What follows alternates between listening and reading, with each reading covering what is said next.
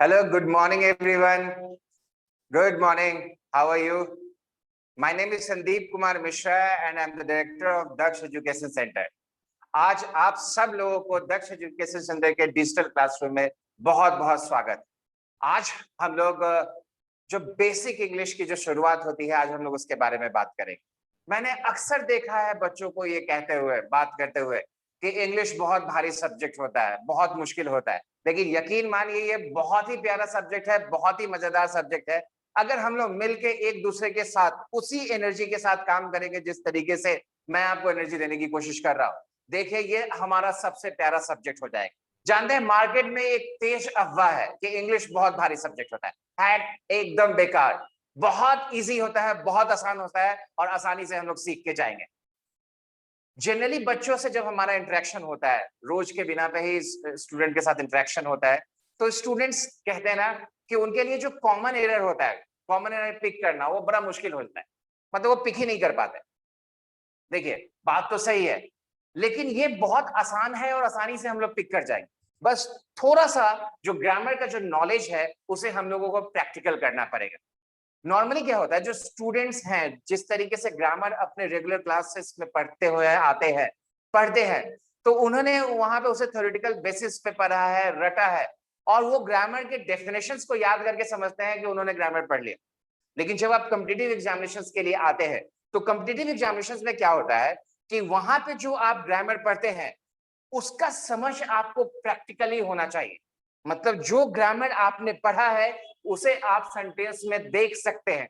अगर वो आपको सेंटेंस में दिखाई देता है तो यकीन मानिए एरर को पिक करना चुटकी चुटकी बजाने के जितना आसान है।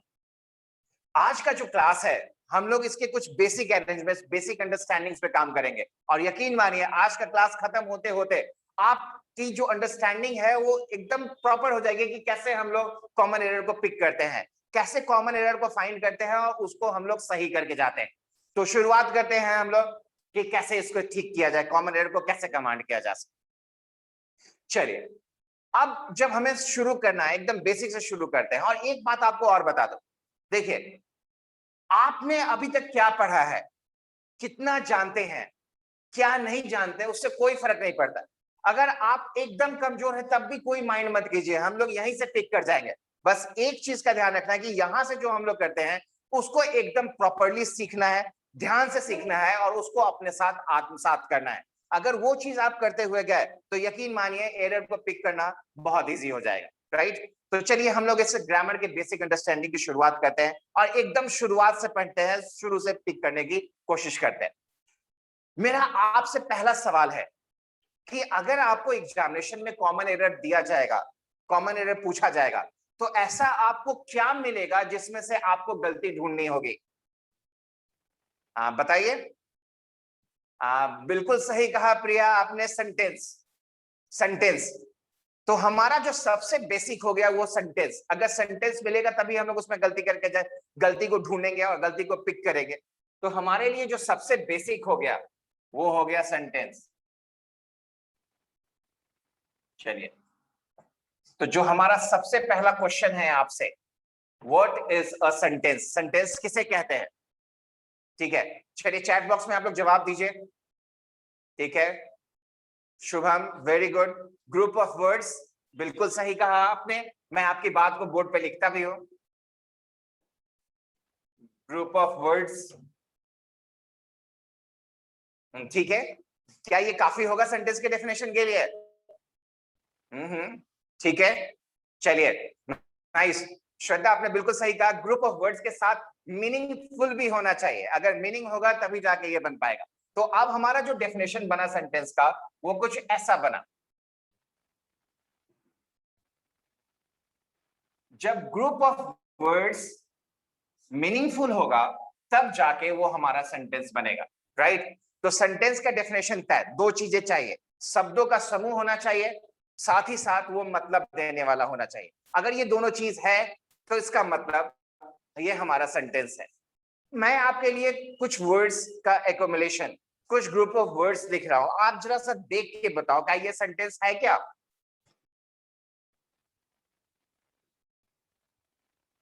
रम, टेल, स्टिल्ट, स्किन।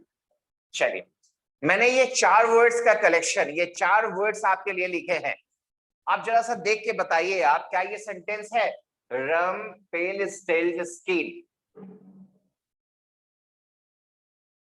आप लोग तो लिख रहे हैं नहीं। क्यों नहीं है? ये ग्रुप ऑफ वर्ड्स तो है। अच्छा, मीनिंगफुल नहीं है, बिल्कुल सही, मीनिंगफुल नहीं है। तो क्यों मीनिंगफुल नहीं है भाई? 4 वर्ड्स है, मीनिंगफुल तो होना ही चाहिए। क्यों नहीं हुआ मीनिंगफुल? अगर ये बात हमें समझ में आ जाए कि ये जो दिया हुआ वर्ड्स मीनिंगफुल नहीं है, तो सेंटेंस का समझ हो जाएगा हमें। चलो एक चीज और करते हैं, मैं आपके लिए एक दूसरा सेंटेंस लिखने की कोशिश करता। प्रिया रन्स। ये जरा देखिए तो, ये तो 2 वर्ड्स का बना हुआ है। हाँ, बिल्कुल, आप सब लोग तो कह रहे हैं कि ये सेंटेंस है, तो थोड़ी जाती नहीं है? यहाँ 2 वर्ड्स को आप सेंटेंस कह रहे हैं और यहाँ 4 वर्ड से बने हुए को आप सेंटेंस नहीं कह रहे हैं। ठीक है राजीव, आप सही कह रहे हैं कि प्रिया रन्स का मतलब निकलता है प्रिया दौड़ती है। Correct, very good. तो ये जो प्रिया रन्स है, इसका मतलब प्रिया दौड़ती है निकल गया है, ये मतलब दे दिया, लेकिन ये 4 वर्ड्स मतलब नहीं दिया। क्यों? अगर इस क्यों का जवाब आपको मिल जाए, तो आपको प्रैक्टिकली ये ग्रामर समझ में आना शुरू हो जाएगा कि सेंटेंस किसे कहते हैं। देखिए, एक सेंटेंस को सेंटेंस बनाने के लिए 2 चीजों की जरूरत होती है। पहला, प्रिया, सब्जेक्ट, मतलब सेंटेंस में काम करने वाला। जो सेंटेंस में काम करने वाला होता है उसे सब्जेक्ट कहते हैं। सेंटेंस में काम करने वाला हो या जिसके बारे में हम बात कर रहे हैं, ये एक होना चाहिए, यानी सब्जेक्ट होना चाहिए, तभी वो सेंटेंस हो पाएगा। दूसरा, सब्जेक्ट के साथ साथ सब्जेक्ट क्या कर रहा है, अगर ये बात आप बताते हैं, तभी जाके वो सेंटेंस बन पाता है। मतलब सब्जेक्ट के साथ साथ हमें वर्ब की भी रिक्वायरमेंट है। तो मिनिमम एक सेंटेंस को सेंटेंस बनाने के लिए हमें 2 चीजों की जरूरत होती है, सब्जेक्ट और वर्ब। अगर ये दोनों एक साथ आएंगे, तभी जाके हमारा सेंटेंस कंप्लीट हो पाएगा।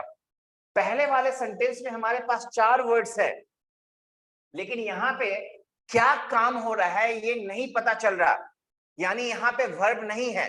और जब तक सेंटेंस में वर्ब नहीं आएगा, चाहे आप 50 वर्ड्स एक साथ क्यों ना कर लो, वो सेंटेंस नहीं बन सकता।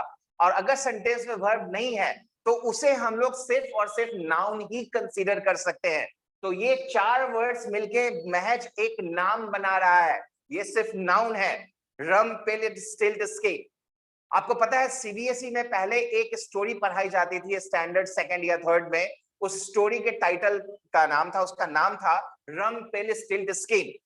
और ये बहुत शानदार कहानी थी, और उस कहानी में रम पेल स्टिल्ड स्किन जो था वो एक भूत था। चूंकि आज थोड़ा सा टाइम का कमी है, टाइम का शॉर्टेज है, तो हम लोग इसके बारे में, इस कहानी के बारे में विशेष बात नहीं करेंगे। इसके बारे में कभी और बताऊंगा, बहुत मजेदार कहानी है। फिलहाल आप इतना जान लो कि इसमें वर्ब नहीं था, इसी वजह से ये सेंटेंस नहीं बन पाया, ये 4 वर्ड्स मिलकर सेंटेंस नहीं बना पाया। लेकिन यहाँ पे ये 2 वर्ड्स मिलकर सेंटेंस बना दिए, क्योंकि यहाँ पे एक सब्जेक्ट है और एक वर्ब है। तो एक सेंटेंस को सेंटेंस बनाने के लिए मिनिमम 2 चीजों की रिक्वायरमेंट होती है, एक सब्जेक्ट और दूसरा वर्ब, और जिसके पास ये है, मतलब वो सेंटेंस हमारा डन हो जाए। तो जब इतनी बात हमें समझ में आ गई कि एक सब्जेक्ट और वर्ब हमारा मिलकर सेंटेंस बना सकता है, तो अगर हम सब्जेक्ट और वर्ब को अच्छे से समझ जाए, तो हम सेंटेंस को तो अच्छे से समझ जाएंगे। तो चलिए हम लोग सेंटेंस को थोड़ा अच्छे से समझने की कोशिश करते हैं, थोड़ा सब्जेक्ट और वर्ब के बारे में डिटेल में बातचीत करते हैं।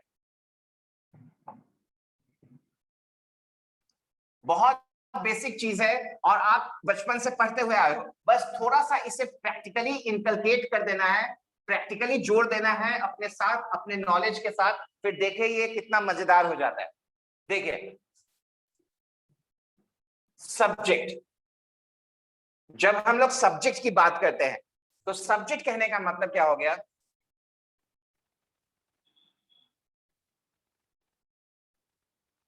काम करने वाला, जिसे हम लोग डूअर कहते हैं, या जिसके बारे में कोई बात हो, जिसके बारे में कोई बात कही जाए। राइट। मैं आपके समझने के लिए, आपके अंडरस्टैंडिंग के लिए जो भाषा है उसे हिंदी में लिख रहा हूं, ताकि आप इसे आसानी से इनकलकेट कर सके अपने साथ। नॉर्मली जब हमारा अपना भाषा होता है तो उसे समझना ज्यादा इजी होता है, right. And if you find any problem, आप मुझे बताइएगा, चैट बॉक्स में लिखिएगा, मैं उसे इंग्लिश में कन्वर्ट कर दूंगा, राइट बेटा। देखिए, तो ये हमारा सब्जेक्ट का डेफिनेशन हो गया, काम करने वाला या जिसके बारे में कोई बात कही जाए। और ये जो सब्जेक्ट है, अगर हम लोग पार्ट्स ऑफ स्पीच पे जाके देखें तो ये सिर्फ और सिर्फ नाउन हो सकता है, या नाउन के बारे में, नाउन के बदले में आने वाला शब्द प्रोनाउन।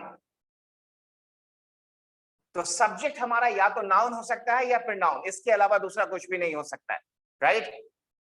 तो नाउन और प्रोनाउन तो हम लोग बचपन से ही पढ़ते हुए आए हैं, जब भी बात करी है तो शुरुआत हमने नाउन और प्रोनाउन से ही करी है, ये सबसे बेसिक चीज है। चलो, तो थोड़ा सा नाउन के बारे में भी एक अंडरस्टैंडिंग ले लेते हैं, प्रैक्टिकल अंडरस्टैंडिंग ले लेते हैं। जब हम लोग नाउन के डेफिनेशन की बात करते हैं तो नाउन के बारे में हम लोग क्या कहते हैं? Noun is a naming word, noun is a name of person, place, animal और थिंग। और ये डेफिनेशन ऑलमोस्ट हर बच्चा याद करके रखा हुआ है कि नाउन का डेफिनेशन क्या होता है। लेकिन सेंटेंस में इसे समझने के लिए एक प्रैक्टिकल एस्पेक्ट अगर आपके साथ जुड़ जाए, आपकी अंडरस्टैंडिंग अगर मैच कर जाए कि नाउन क्या होता है, आप देखते ही फाइंड आउट कर जाओ, तो ये हमेशा के लिए आपका हो जाएगा। देखिए, हमारी जो आंखें होती है ना, ये दुनिया की जितनी भी चीजों को देखती है, मतलब आपको जो कुछ भी दिखाई देता है वो सब नाउन होता है। दिखाई देने वाली तमाम चीजें नाउन होती है, क्योंकि जो दिखेगा उसका कुछ ना कुछ नाम होगा। दिखाई देने के अलावा जितनी भी चीजें आप महसूस कर सकते हो वो सब नाउन होता है, राइट। तो ये सामने जो दीवार दिख रहा है ये दीवार, वॉल, तो ये क्या हो गया? ये नाउन, ठीक है। आपके बगल में बैठा हुआ है राजीव, आपको दिख रहा है, तो राजीव क्या हो गया? Noun, right. ऊपर पंखा चल रहा है, राइट, ऊपर पंखा चल रहा है, तो ये पंखा दिख रहा है आपको, तो ये फैन क्या हो गया? नाउन। आप महसूस कर सकते हैं, क्या महसूस कर सकते हो? हवा महसूस कर सकते हो, गुस्सा महसूस कर सकते हो, नफरत महसूस कर सकते हो, दोस्ती महसूस कर सकते हो। तो दिखाई देने के अलावा आप जितनी भी चीजों को महसूस कर सकते हो वो सब नाउन हो जाएगा, राइट। तो अब हमारे लिए सब्जेक्ट टिक करना आसान है ना, कि जितनी भी चीजें हमें दिखाई देती है वो सब क्या हो गया? वो सब हमारा हो गया नाउन। वो और नाउन है, इसका मतलब वो क्या हो गया? वो हो गया सब्जेक्ट। चलिए, तो नाउन तो थोड़ा समझ गए आप। चलिए, अब हम लोग प्रोनाउन के बारे में बात करते हैं।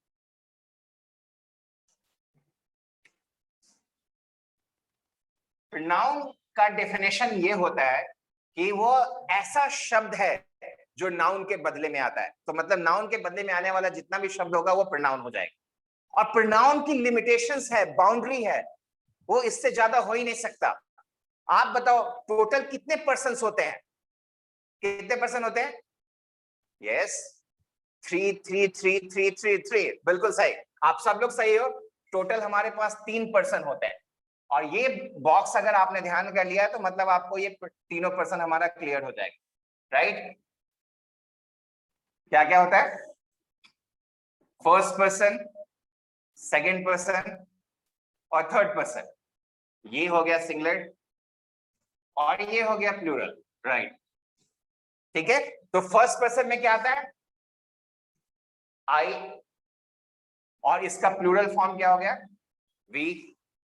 सेकेंड पर्सन में हो गया यू, और इसका प्लूरल फॉर्म भी हम लोग यू ही यूज करते हैं।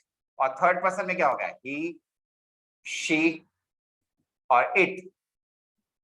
ठीक है, यहाँ पे एनी नेम नहीं लिखेंगे क्योंकि हम लोग प्रोनाउन की बात कर रहे हैं। जैसे थर्ड पर्सन में एनी नेम भी आता है, और प्लूरल फॉर्म में जब हम लोग आएंगे तो ये क्या हो जाएगा? दे, राइट। बस इतनी ही चीजें, ये तो आप जानते हो। अगर जो जिसे लगता है कि उसे ये नहीं पता है तो उसका स्क्रीनशॉट लेके रख लीजिएगा। ये तीनों पर्सन का हमारा ये डिटेल हो गया। तो सब्जेक्ट के रूप में या तो नाउन आ सकता है या प्रोनाउन आ सकता है। और इतनी बातें जो आपने समझ ली, मतलब हमारा सब्जेक्ट पार्ट हो गया डन। बस इतना ही ध्यान रखना है बेसिक लेवल पे हमें सब्जेक्ट के लिए। और बेसिक लेवल पे ये अंडरस्टैंडिंग आपके पास है तो मतलब आप एरर्स को पिक करने के लिए आप बहुत हद तक एलिजिबल हो गए हो, राइट। अब बचा हमारा वर्ब, तो थोड़ा वर्ब की अंडरस्टैंडिंग ले लेते हैं और उसके बाद लाइव चलते हैं एरर्स को पिक करने के लिए और एरर को देखने के लिए कि कैसे उसका सॉल्यूशन किया जा सके। ठीक है, चलिए मिटाता हूं। आप, उम्मीद है आपने इसका स्क्रीनशॉट ले लिया होगा अगर आपको रिक्वायरमेंट होगी तो। ठीक है प्रिया, आपने ले लिया? आपको आता नहीं था? चलिए, बहुत अच्छा।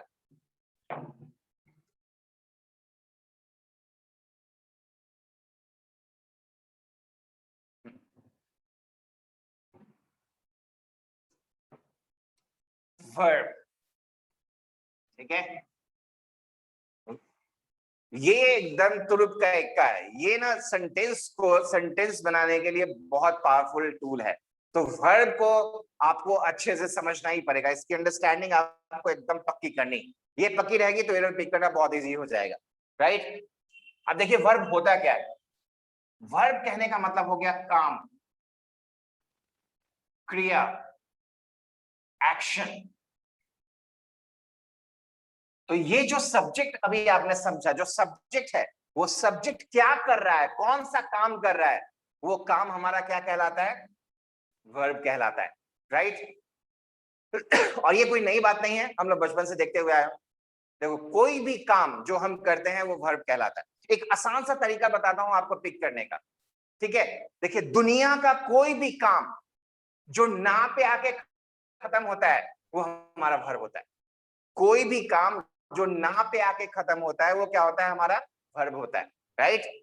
जैसे खेलना, कूदना, पढ़ना, लिखना, दौड़ना, भागना, मारना, पीटना, खाना, खाना खिलाना, खाना पकाना, और कुछ भी जो जो ना पे आके जाएगा वो हमारा क्या हो जाएगा, वो वर्ब हो जाएगा। जानते हो बेटा, एक बार ऐसे ही क्लास में बता रहा था तो एक बच्चा उठ के खड़ा हुआ और वो बोलता है, सर नाना। नाना, तो नाना ना वर्ब होंगे क्या?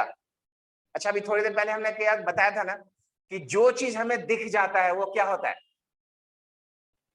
ठीक है, बिल्कुल सही कहा रोहित, नाउन। तो जो चीज दिख जाता है वो नाउन होता है। और नाना दिखेंगे कि नहीं दिखेंगे? तो बिल्कुल दिखेंगे। तो नाना जो है वो हमारा काम नहीं, वो नाउन है, वो दिख जाते हैं।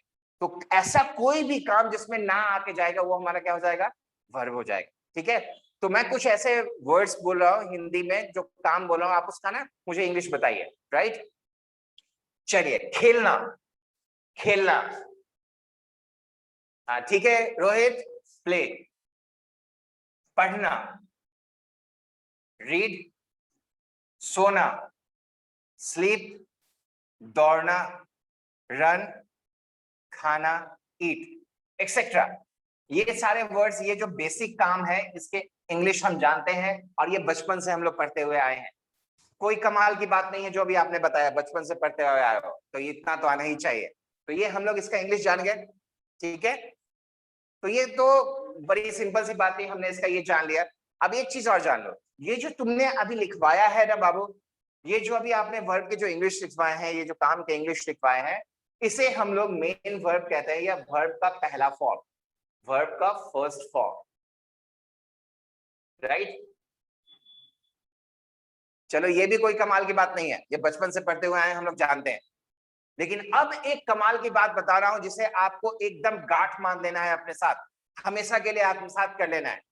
ये जो अभी आपने जो वर्ब का इंग्लिश बताया, ये जो वर्ब का मेन फॉर्म बताया, वर्ब का पहला फॉर्म बताया, ये हमेशा प्लूरल होता है, राइट। ये एकदम गांठ मान लो, ये हमेशा प्लूरल होता है, राइट। तो V1 हमेशा प्लूरल होगा। और इसे सिंगुलर बनाने के लिए, और जब आप इसे सिंगुलर बनाना चाहोगे, जब आप इसे सिंगुलर बनाते हो, तो इसे सिंगुलर बनाने के लिए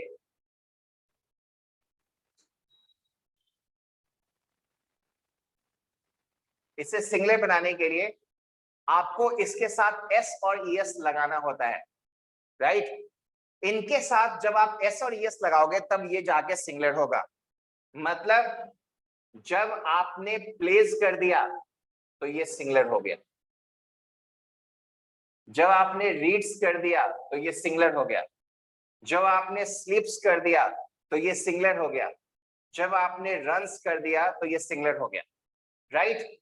और जब ये सिंगुलर होगा ना तो ये वर्ब का पांचवा रूप हो जाएगा, फिफ्थ फॉर्म। पहला फॉर्म बिना एस और एस का होता है और वो हमेशा प्लूरल होता है, और जब वर्ब में हम लोग एस और एस लगा देते हैं तो वो सिंगुलर हो जाता है और वो वर्ब का पांचवा रूप हो जाता है, राइट बेटा। आपको ये बात हमेशा ध्यान रखनी है, वर्ब का पहला फॉर्म हमेशा प्लूरल होता है बिना एस और ईएस वाला, और एस और ईएस के साथ जब हम लोग लगाते हैं तो ये क्या हो जाता है, सिंगुलर हो जाता है, राइट। अच्छा, बचपन से हम लोग पढ़ते हुए आए हो कि जब किसी वर्ड में एस और ईएस लगाते हैं तो वो प्लूरल होता है। यहाँ पे मैं आपसे एस और ईएस लगा के सिंगुलर करा रहा हूं, राइट। देखो, जब किसी वर्ड में एस और ईएस लगा के प्लूरल करते हैं तो वो नाउन होता है। नाउन में एस और ईएस लगा के प्लूरल करते हैं, जबकि वर्ब में एस और ईएस लगा के सिंगुलर करते हैं। जैसे बॉय, बॉय का मतलब लड़का होगा, बॉय में एस लगाओगे तो बॉयज, वो प्लूरल हो जाएगा, तो वो नाउन है। लेकिन जब आप रन लिखते हो, दौड़ना, रन में एस लगा दोगे तो वो सिंगुलर हो जाएगा और वो वर्ब का 5वां रूप हो जाएगा, राइट। ये बात आप हमेशा ध्यान रखना, बिना एस और ईएस वाला वर्ब का पहला रूप हमेशा प्लूरल फॉर्म में, और एस और ईएस के साथ वर्ब का 5वां रूप हमेशा सिंगुलर, राइट। ठीक है, आई होप इसे समझ में आ गया होगा, नहीं होगा तो आप इसका स्क्रीनशॉट ले लीजिएगा, ठीक है। अब ये वर्ब का बेसिक बात हमें समझ में आ गया, राइट। अब एक छोटा सा बॉक्स में अभी आपके लिए और बनाने वाला हूं, इसे वर्ब का जादुई बक्सा भी कहते हैं, मैजिकल बॉक्स। और ये बात हम सब लोग जानते हैं, फिर भी ये मेरा रिस्पॉन्सिबिलिटी है, ये मेरा दायित्व है कि मैं आपके लिए लिखूं, और आप इस बॉक्स को अपने साथ एकदम जोड़ लीजिएगा, क्योंकि ये हमारे लिए ना बहुत इंपॉर्टेंट रोल प्ले करने वाला है। इसे वर्ब का जादुई बक्सा कहते हैं। तो चलिए मैं वर्ब का जादुई बक्सा आपके लिए बनाता हूं।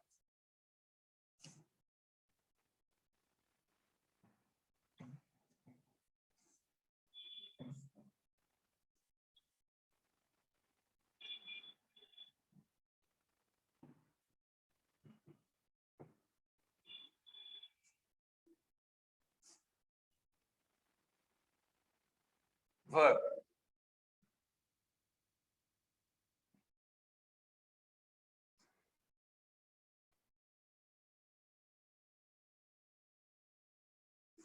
ये सब आप इसे लिख लीजिए या फिर इसका स्क्रीनशॉट ले लीजिएगा। देखिए,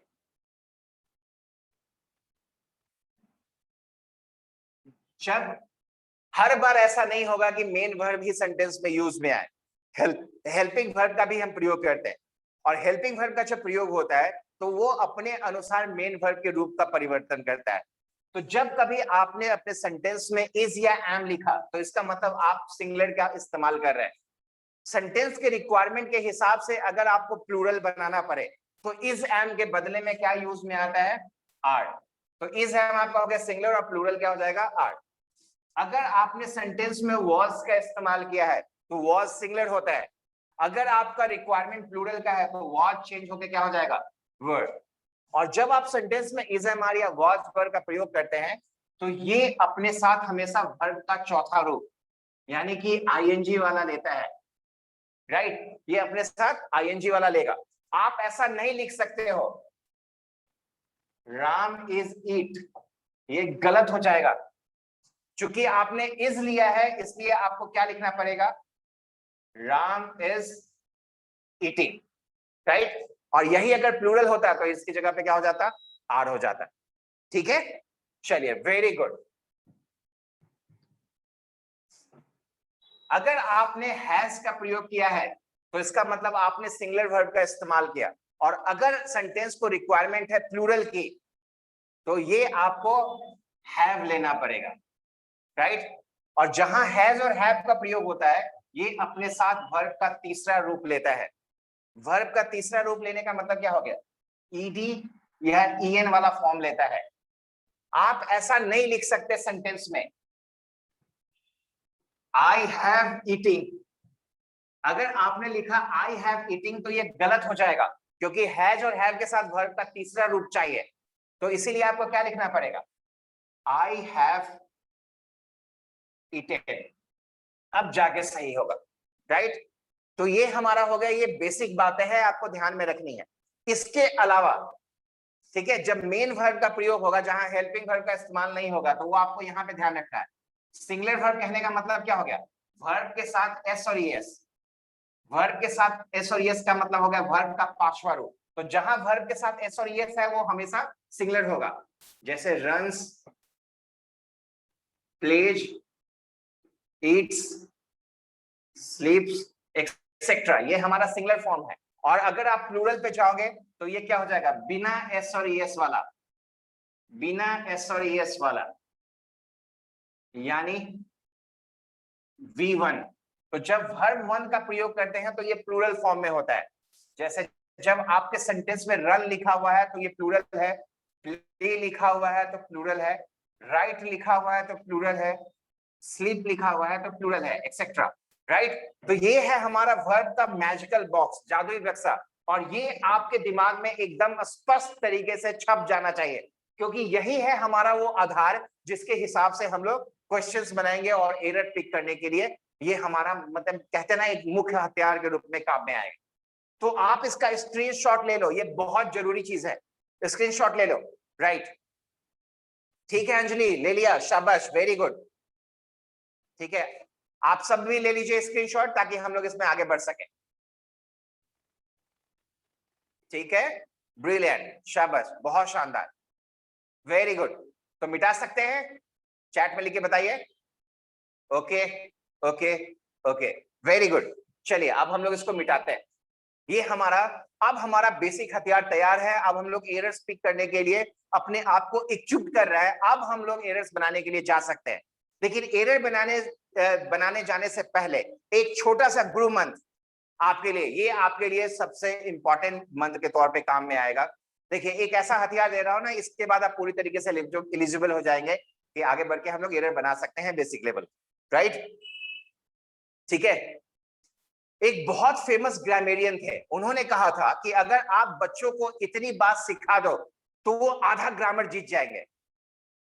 तो चले फिर आधा ग्रामर जीतने के लिए, चले?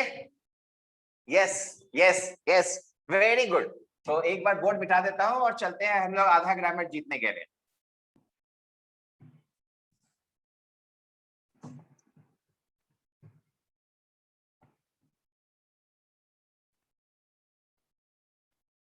चलिए, आपने परमिशन दे ही दिया है तो फिर चलते हैं। देखिए, आपको ये जो बोर्ड पे जो स्टेटमेंट लिखने वाला हो ना, ये अपने साथ हमेशा के लिए ना आप साथ कर लेना। ये स्टेटमेंट क्या कहता है, अगर आपके सेंटेंस का सब्जेक्ट सिंगुलर है तो ये अपने साथ हमेशा सिंगुलर वर्ब लेगा, और अगर आपका सब्जेक्ट प्लूरल है तो ये अपने साथ हमेशा प्लूरल वर्ब लेगा। Right, singular subject singular verb, plural subject plural verb, ये सब्जेक्ट और वर्ब का जो कॉम्बिनेशन है ना बेटा, सेंटेंस के शुरुआत के लिए सबसे मुख्य हथियार है, क्योंकि आपको सेंटेंस में सबसे पहले यही देखना होता है। एक सेंटेंस को सेंटेंस बनाने के लिए जो मिनिमम रिक्वायरमेंट होता है वो होता है एक सब्जेक्ट और एक वर्ब का होना। तो अगर आपका सब्जेक्ट सिंगुलर है तो वो अपने साथ हमेशा सिंगुलर वर्ब लेगा, और अगर आपका सब्जेक्ट प्लूरल है तो वो अपने साथ हमेशा प्लूरल वर्ब लेगा। ये तय है, इसको एकदम अपने साथ गांठ बांध दीजिए। Right, singular subject singular verb, plural subject plural verb. चलिए, तो अब हम लोग तैयारी हमारी पक्की हो गई है। आप चलते हैं, हम लोग कुछ क्वेश्चंस बनाते हैं। राइट, पहले हम लोग कुछ बेसिक और आसान क्वेश्चंस करते हैं, उसके बाद मैं आपसे वो क्वेश्चंस करवाऊंगा जो अभी रिसेंटली एसएससी और बैंक के एग्जाम्स में पूछे गए हैं। ठीक है, तो चलिए कुछ बेसिक क्वेश्चंस करते हैं आपके साथ।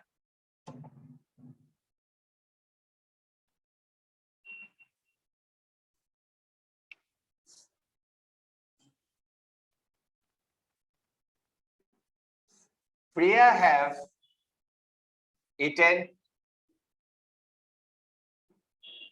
चिकन बिरयानी। चलिए देखिए, तो ये सही है क्या? प्रिया हैव ईटन चिकन बिरयानी। ठीक है, वाह, वेरी गुड, आप सबके जवाब सही आ रहे हैं, शाबाश, वेरी गुड। ठीक है, गलत है, एकदम गलत है, मैं यही करेक्शन करने के लिए आपको दिया हूं। चलिए देखिए, आप सेंटेंस के एरर्स आप कैसे पिक करो। देखो, ये सेंटेंस का शुरुआत हो, आपको पता है कि जिससे सेंटेंस शुरू करते हैं, जिसके बारे में बात करते हैं, जो काम करने वाला है वो हमारा सब्जेक्ट होता है, और इस सेंटेंस में हमारा सब्जेक्ट कौन है? प्रिया। आप बताइए, प्रिया कितना आदमी? एक, यस, एक, और जो एक होता है वो क्या हो गया? सिंगुलर। तो प्रिया हमारी हो गई सिंगुलर, मतलब हमारा सब्जेक्ट हो गया सिंगुलर। और अभी आपने ना आधा ग्रामर जीता है, जिसके अनुसार अगर आपका सब्जेक्ट सिंगुलर होगा तो वो अपने साथ कौन सा वर्ब लेगा? सिंगुलर वर्ब लेगा। आपने वर्ब का जादुई बक्सा भी बनाया था जिसमें देखा था कि जो हैव होता है हमारा वो प्लूरल वर्ब है। अगर आपको इसका सिंगुलर चाहिए तो प्रिया सिंगुलर है तो इसे सिंगुलर बनाना पड़ेगा। तो हैव को सिंगुलर में चेंज करोगे तो क्या हो जाएगा, हैज हो जाएगा। तो हमारा आंसर क्या हो जाएगा, प्रिया हैज ईटन चिकन बिरयानी। लीजिए सॉल्व हो गया हमारा क्वेश्चन। एक और क्वेश्चन लिखते हैं। Ravi and Vijay is going to market। ठीक है, देखिए मेरे हिसाब से तो सेंटेंस सही लग रहा है। रोहित नहीं, गलत। अभी से ही आप मुझे गलत कहने लगे। नहीं, एकदम सही कह रहे हो आप, बिल्कुल सही कह रहे हो। Ravi and Vijay is going to market गलत है। क्यों गलत है, देखिए अब हमारा जो सब्जेक्ट है वो क्या हो गया, रवि एंड विजय। और जब हम लोग एंड के साथ जोड़ते हैं तो ये 1 + 1 हो गया, क्या हो गया, ये प्लूरल हो गया। मतलब हमारा सब्जेक्ट प्लूरल हो गया। तो जब सब्जेक्ट प्लूरल हो गया तो क्या ये हमारा इज लगेगा, नहीं लग सकता। तो ये गलत हो गया। क्या हो जाएगा यहाँ पे, आर हो जाएगा। Ravi and Vijay are going to Patna. Brilliant, शाबाश, माइंड ब्लोइंग। चलो एक क्वेश्चन और देखते हैं। Radha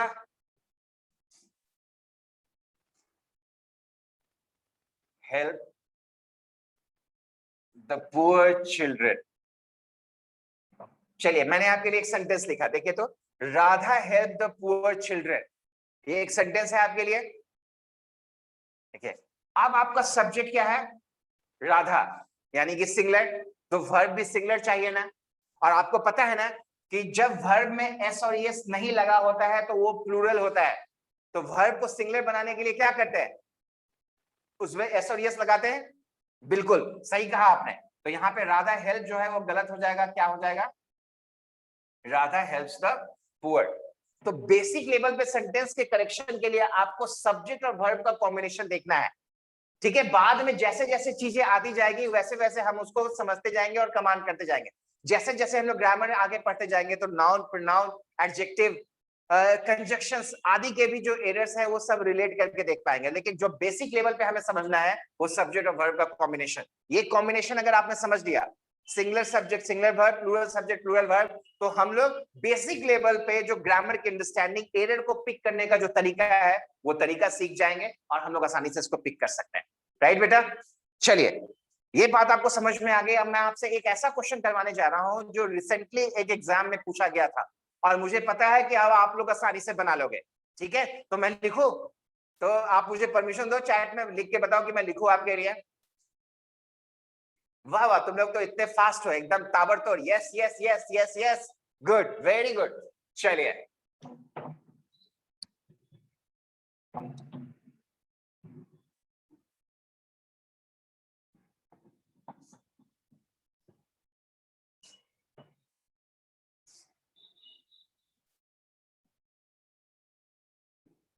MS Dhoni invite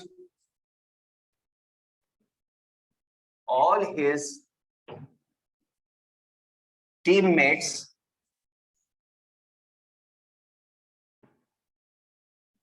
to lunch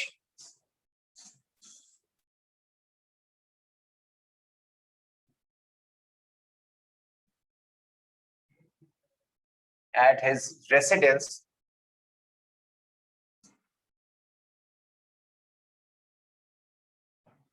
every year on his birthday. चलिए ये आपका क्वेश्चन हो गया। ठीक है, ये आपका क्वेश्चन हो गया। जरा सा इस क्वेश्चन को सॉल्व करें। MS Dhoni invite all his teammates to lunch at his residence every year on his birthday। देखो MS धोनी, आपका सब्जेक्ट सिंगुलर है ना, इतना बड़ा सेंटेंस आ गया उससे कोई फर्क नहीं पड़ता। आपको बेसिक पता है कि आपका सब्जेक्ट जब सिंगुलर है तो वर्ब कैसा होना चाहिए, सिंगुलर होना चाहिए। तो MS धोनी सिंगुलर है, वर्ब आपका यहाँ पे एस और एस नहीं लगा हुआ, इसका मतलब ये प्लूरल हो गया, तो ये एरर हो गया। तो अब आपको क्या करना है, बस इनवाइट्स कर दीजिए और इनवाइट्स करते ही आपका सेंटेंस क्या हो जाएगा, सही हो जाएगा। आप में से मैक्सिमम लोगों ने यहाँ चैट पे ऑलरेडी इनवाइट्स लिख दिया हुआ है। यू गाइज आर अमेजिंग, शानदार, बहुत मजा आ रहा है आप लोगों के साथ। You guys are amazing. तो आई गेस आपको जो एरर्स हैं, इसके एरर्स पिक करने का तरीका समझ में आ गया। ब्रिलियंट, बहुत अच्छा। एक छोटी सी बात आपसे और पूछना चाहता हूँ, ठीक है? ये इतनी तक बातें जो है वो आपको समझ में आ गई। एक छोटा सा बात है जो मुझे समझ में नहीं आता है, और आज हम लोग सब साथ में है, तो मैं सोचता हूं कि आपसे वो चीज क्लियर कर डालो। हेल्प करेंगे मेरी? हाँ बिल्कुल करेंगे, शाबाश। तो करके बताइए मुझे, जरा सा समझाइए तो मुझे।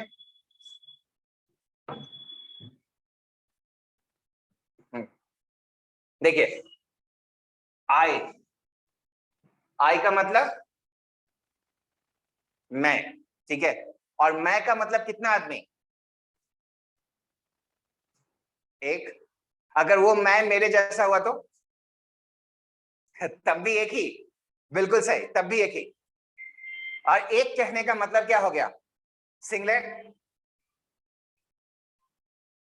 राइट? तब भी क्या होगा? उसका मतलब सिंगलेट हो गया। और हमें पता है ना कि सिंगलेट के साथ सिंगलेट वर्ब लेते हैं। करेक्ट। अभी अभी आधा ग्रामर जीता है आपने। तो चलो जरा सा एक सेंटेंस लिख के मुझे दिखाओ।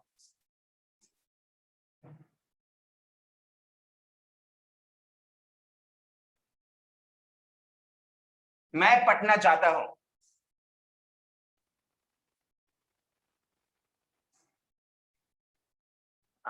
Very good. I go to Patna, I go to Patna, I go to Patna, I go to Patna.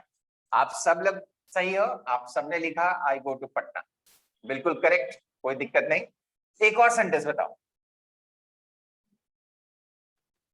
मेरे पास एक कार है, ठीक है? मेरे पास एक कार है, ठीक है? मैं लिख दे रहा हूं, मुझे पता है आप लोग सही लिखोगे। I have a car. Brilliant, बहुत शानदार, ठीक है? चलो अब एक चीज देख के बताओ, अभी अभी आधा ग्रामर आपने जीता है,